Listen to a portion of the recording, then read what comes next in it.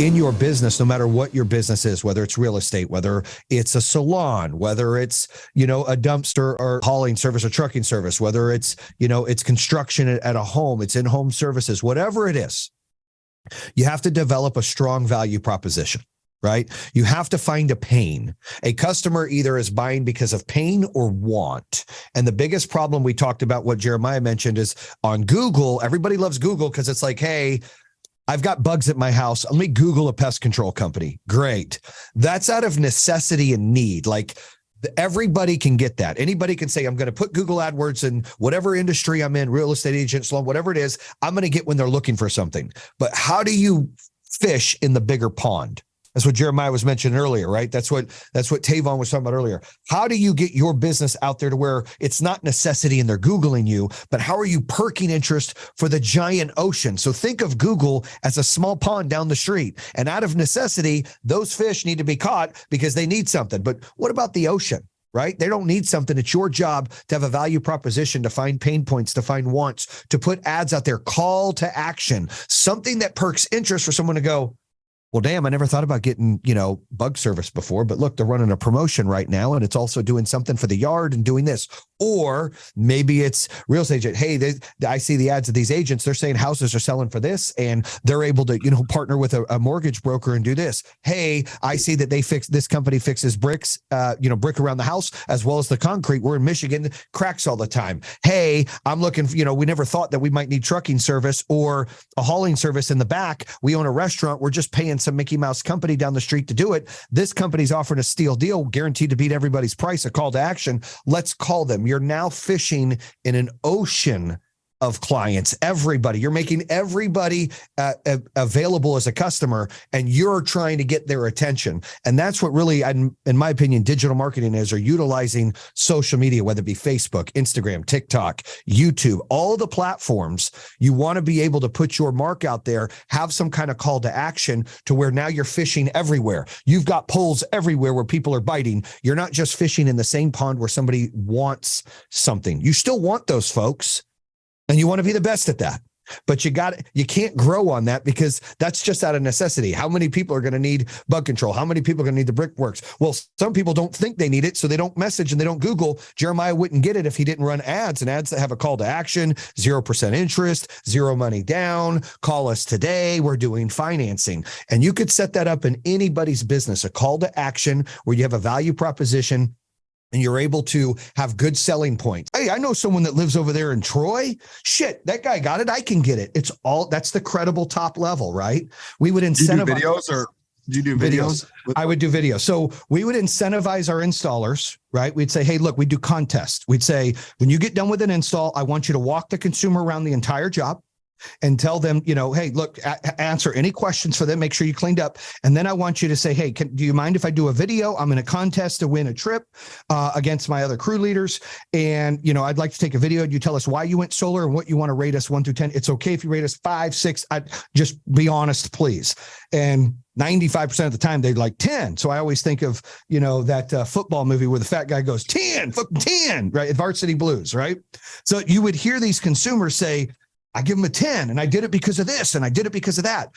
We would take that, we'd give it to our marketing team over time. They would just post those and we'd have those on YouTube everywhere. So when our reps would be in the house, they're like, well, let's check out our YouTube channel. And they would mark the city. And if they were near that city or in that state, they will go, look, I've got, a few customers that have gone with us recently here. You can see these posts. This is them. Sometimes consumers, if you want referrals, have them post on their Facebook or their Instagram and tag you and say, hey, I'll give you a referral fee if you send me. That's another thing we used to do, but that wasn't a big mover. The videos are important because of the credibility. TikTok, Pinterest. I would also look at, let me think, what other companies do we have? There's YouTube. You got to look at YouTube. They do videos, ads as well that are pretty good. You want to do reels and shorts. Shorts are on YouTube. You want to do reels on Instagram. And you could sponsor them. The goal is, at one time we're on all kinds of platforms I've never even fucking heard of. We were on like Bing, and that was their website. We're in all kinds of shit, right? But I challenged our marketing team. I said, listen, and we were going public. Like, they were like, guys, you're on like 5 platforms. You need to diversify. What if that fucking platform changed their algorithm? And Facebook did that. People do this. And then you're like, fuck, and you're almost starting over. So I challenged, I said, I want to be on fucking 30 fucking platforms. And we were on 31. And like 17 of them I never even fucking heard of, but we were on there and it was driving a little bit. And we always paid attention to the ROAS. What was our, maybe it only got 3% of our spend, but it got something because we got something out of it. It made sense. You're always going to have these levers. You're going to hit us a peak where it costs too much on a platform because you're seeing the same eyeballs. Right. Yep. So it's like when you hit that peak, you need to know when it's like, okay, I don't, that's my threshold. I don't want to go higher then. So if I need more juice, if I need more customers, I need more volume, more gas, I got to diversify into the other platforms. I can't push this one too high because you will eventually price yourself out. Like, when you're in a market so long and you're just pounding it one platform, that shit just goes up. It doesn't go down. So you want it to stay around the same. That's a sweet spot. One thing you'll always notice too, if you expand, and I'm hoping that's what we could get you to do, open up new markets, go in new places. When you do that, the lead cost and your goes way down, your dispatch goes way down, and your ROAS goes way up real fast because you're the first one in there on the digital, right? Once you saturate your own market, it stays consistent. I remember when we first started doing digital marketing, like in Michigan, we were paying like $10 a lead. When we closed, we were paying $100. Okay. So it went up 10 times. It's okay. We could afford it because we had a great closing rate with a great brand. It was a $60,000 ticket with a battery. There were things that we could afford, but when you're fucking first to the fucking thing, it's like dirt cheap because those algorithms, those platforms are throwing you to the front of everybody and people are like eating that shit up. Then after they've seen it 5,000 times, you get diminished returns. So the only way you manage that is diversifying your platforms and growing into new markets. That's how you can control that. So we used to have what I said, native, right? So native is another way to do digital where it's all authority pages. Think about you're on ESPN or you're at Free Press and you're reading about the Lions and their badass offseason they're having. And you're oh, hell yeah. Then I'm a big Lions fan. And then all of a sudden, bam, someone's like, this is in the solar. Hey, solar can reduce your energy cost and help save the planet. Solar for middle class. What do you think? It's just a headline. They click it. Now it's an educational page. It's not salesy. Hey, here, Jesse got solar. It tells a testimonial. It tells the impact that it did. And then it says, maybe you can save. And it's always like a maybe should you, where it's not, come here. And then they're like, oh, I like that. And they click. And then that's when I said self-book. You said you don't do that. We don't get the lead and call them. 80% of ours is self-book. They click it and then they get the calendar and they book it. And we do a call the night before to confirm. And that's huge because then you don't have to have all the call center people that you're carrying. And you're allowing the consumer to empower themselves to make a decision. And that's a big deal. We're doing all that through Monday. We're doing all that. And we did all that before through Salesforce. You have to build an online funnel, right? You have to build, Monday will connect to Calendly, which will connect to your sales rep schedule. And you have to build what they call a funnel. I'm not the technical guy to build it behind closed doors, but it's basically when they click it, you're capturing their information and now they're self-booking to your Calendly and then you're booking the appointment and scheduling it. And you've got all that data coming through. And so that's where the funnel management is. And then that also allows us, if they self-book, if they're like, oh, I can't do it, it's easier if I'm hot on it right now and I think I want concrete and I call you and I'm like, hey, I'd like you to come see me fucking Tuesday. Well, then more than likely I'm going to sit. We talked about that. I'm not going to really cancel. I'm probably going to sit because I need it. I'm like, I need this. If I see an ad and I'm interested, but I don't know if I need it. And then you call me, I may not answer the phone. That's step one. I was interested, but now it's not hot. I'm not answering the phone. You know how that is. You get leads like, fuck, they don't answer the phone. All of these things, or they finally get hold of me. I'm like, yeah. Oh, okay, I guess I'll book it. Well, then that day comes and you're like, shit, I don't want to deal with that guy today. That's what happens. So when they self-book, they fill out the form and they go straight to it. Psychologically, these consumers feel more committed because they booked the date to convenience for them. It's like, it's the craziest thing. They're like, well, I can do Tuesday at 5. So they fucking feel like they own that appointment. It's on them. It's just how it works. And then when we call Monday, we're like, I'm just letting you know, Jimmy's coming tomorrow, Tuesday at 5. And we don't even fucking call them. We text them. We say, hey, this is XYZ company, and we're coming to fucking see you tomorrow at 5 o'clock. Great. Or no. And if they don't respond, we still go. And if they say yes, we put confirmed and we still go. And if they say no, we try to reschedule. That you have to do that because you eliminate the human error of somebody fucking up on the phone. You eliminate the human error of someone not picking up the phone. You're allowing the consumer. I'm a big believer in this, empowering them to make decisions. People want instant gratification every day. You're giving them that opportunity in your business because you're not selling. People don't want to be fucking sold, man. Like I'm a big believer when they go into the home with solar. I said, I don't want you to fucking talk price. I don't want you to show the proposal. I want you to walk in and then I want you to immediately take them outside and take pictures and show them and make them envision where it's going to be on the roof. And then I want you to walk them over the power panel and make them envision where that battery is going to look like and where it's going to be and pull it out of your car. And then what they're doing is they're automatically their guard. You know this. Anytime a sales call happens, I don't care if they want it or not, their guard is up. So if I come to your house, so your guard's up. We all are like that. Our guard's up. Like, I ain't going to be had. You're not coming to my house and ripping me off. We have to get the guard down. And the only way to get the guard down is you don't talk price. You don't talk sales. You talk about, oh, well, this is what it would look like. And then we sit down and we talk a little bit about the company, a little bit about us. And we say, well, why am I here? Then, well, what are your reasons? And you start doing that to where their guard comes down and they're doing all the talking. And then you go, well, here's what I can do for you. To me, that's always worked better. It's how we've trained our people in every industry because you don't want salespeople. Salespeople, they're just hungry. You want educators in the home that can educate the consumer to make the right decision. That's how I've always spun it. Like you have to educate the consumer. This is how this works. This is what the impact is. Here's your potential savings. Here's what we can do. Here's some testimonials. I'm real big in testimonials. We had thousands of testimonials online. People saying, I love solar. Bam, I got it. All these things. And when they see that, it's more real. So think of this. You might be buying stuff from Google right now, correct? So Google, digital marketing and lead gen and ROAS, that's my specialty, right? So Google is a platform of necessity. So if I've got termites, I'm going to go, shit, honey, let's Google. We got to Google someone to come out and fix my termites. If I'm sick of my power bill and the power outages keep going up and they just raise it, I'm like, let's Google someone for solar.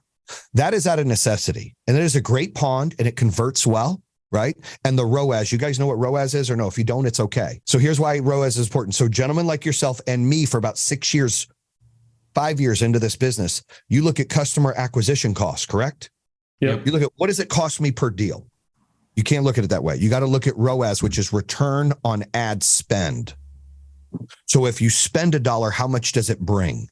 When you change that mindset internally in your business, when you're advertising, things change. Now you're like, oh my gosh, it's not about what did it cost me? It's about what did it bring me? And where is the most effective dollars that I spend bringing the most dollars in? And you use that also to judge your reps who run appointments for you. So one of the things, well, two of the things. So the first thing is we go back to Google. It's a small pond and it's out of necessity. So anybody that's doing solar in your area and someone decides, yes, I finally want it, they Google, you're paying for competition of those words. You have to have Google, but that pond is only so big. How many people today are going to say, I'm going to Google solar? Only so many. Especially in Missouri, right? Right. Especially in Missouri, North Carolina, freaking Michigan, Ohio, Indiana. Like, trust me, I get it. Yep. So what we did is we said, how can we can't grow with that. Nobody's like, hey, I want to do solar in Michigan. Like, especially we went there. We have to create a marketplace. So instead of just fishing here, we wanted to fish in Facebook, in Instagram, in TikTok, in YouTube, in Pinterest, in all of them. And we wanted to create a brand where people were sitting there going, hey, I never thought about doing this. We should look at that. Now you're not competing with your competition because they're not doing that. And you're not paying a lead aggregator to share that customer's information with 3 or 4 people where you're competing with them and it's wasteful and it's time consuming. It's frustrating. You're creating your own marketplace. You're basically fishing in a bigger pond and you're just trying to find the bait that works to bite them in, but it's unlimited fish. Right? That's the key to digital marketing. When you can open up that capacity on your brand and you can start marketing that way. I just invested in a flooring company that I'm a 50% partner in. And I put some of the leaders that were, at Pink in that business to open it up. And I'm guiding them. I'm letting them, like, these guys are, VPs and directors, been with me for a long time through 2 companies. And they're like, whatever you do, we want to do. And I'm like, dude, I don't want to build a big company again. Like I've got PTSD. My family's getting death threats. Like, it's just bad overall. This nonsense, it's like crazy.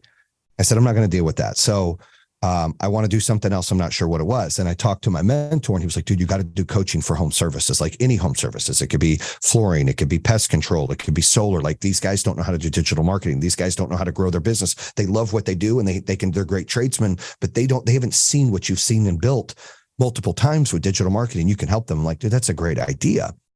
So I started to want to do that. Well, when we started this flooring company, we're 5 months in. It started in December. They did 1.4 million in sales last month, one city. We've never spent any money on TV. We've never spent any money on radio. And we've spent very little that's a necessity in Google, right? Because you have to, because you want to get some of that, because they're saying, I want it. That's a good closing. They have high closing percentages when they pick you, but you're paying an outrageous amount sometimes to convert that customer. But everything is digital marketing for us. Facebook, Instagram, TikTok, YouTube. It's all we do, right? We used to spend $10 million a month at Pink Energy on digital marketing a month. So we knew what we were doing over time. I remember being, at the infancy stage when we're going to do it. It's like, okay, well, the good news is when you start using these platforms and we start, if you guys choose my coaching or you don't, and you start talking to people, hey, how do I do this? What do I do this? It's going to be, okay, well, you got to walk before you run. You don't want to throw bad money because, cash is tight when you're new.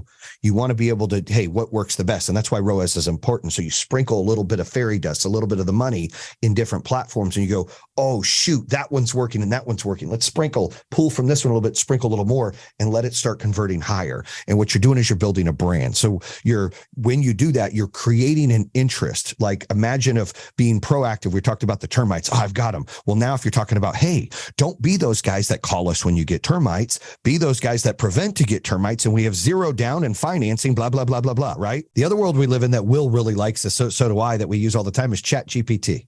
Like AI is the future. And Will's taking a lot of courses and I'm trying to follow his path as well, where I'm learning as much as I can about it. That's the information I've shared with Jeremiah and what I used for Tavon to help him create a script on TikTok for them to run an ad that we wanted to make. But you can use Chat GPT or these AI platforms to really help, basically be a copywriter for you or give you information. I mean, I have it do everything for me. Like, hey, how many poker chips should I have if I've got 8 people at my house for a tournament? And these are the kind of chips. Boom, it spits it out. Hey, what should I do? I used it here. Like, what should I cover in this coaching thing? It spits out 10 things. I tell them what my coaching's about, the kind of clients that I've got in here. What should we talk about? It spits out 10 things for us to talk about. And then I still have to direct traffic, but it gives me that information. And some of the posts, if you follow me, you'll see my posts. I don't write that good. Okay. I'm not going to bullshit you, tell you I write that good. That's Chat GPT making those posts. And I say, I need a post for Instagram to talk about Taco Tuesday, about my coaching, about this and about the transformation. It spits this out. I make a video. I post it. I'm done. It takes me 5 minutes. I can have a social media manager do it, which is smart, I have a team that's getting ready to take it over, but I handle a lot of that right now. They take over the podcast stuff and the other video stuff, but all those lives or those quick videos I do, that's just me doing a video, going to Chat GPT, talking about what I said real quick. Say, give me a post with some caps, with some emojis. It spits it out. Takes like 10 seconds. I post my video. There's an app that we utilize, and you sent it to me, Will, and I love it, by the way. I've used it a few times now. Captions, where you take your video, you stick it in, it'll give you pictures, it'll put colors on your words, all of that stuff. And you're not even paying an editor. You do it on a video you made real quick. And then you just upload that. It literally takes me like 3 or 4 minutes. And see, you got to embrace this new technology because it can help. Like, you can use it to place a job ad. I was helping Tavon. He had to jump off real quick. He was like, dude, I'm trying to hire truckers and I'm, truck drivers, and I'm trying to hire, people that can work doing this. And, I'm trying to do, where should I write this great ad? I said, dude, go to Chat GPT, talk about what the position is, talk about what you want to pay, talk about your company, talk about the experience, talk to it like you're talking to me. Like if you got a text to talk, just text, then put that in there. It'll spit it out for you. We use it for all of that. If I were a real estate agent, I would use it to help list the house. I would tell the details about the house and I'd say, can you make me a brief, intense call to action listing on this home? pop, it would spit back out. I'd have the best damn post out there in the world. I do the same thing for if I was running a salon, right? I wanted to have a sick ass post to draw people in. I'd say, this is what my salon does. This is what makes me different. These are the great things that we offer. This is the environment that it's about. This is what we do and the specialists we have. Give me a call to action, great post that I can post and talk about the company sometimes. Give me one for each day of the week. It'll spit out Monday, Tuesday, Wednesday, Thursday, Friday, Saturday, Sunday.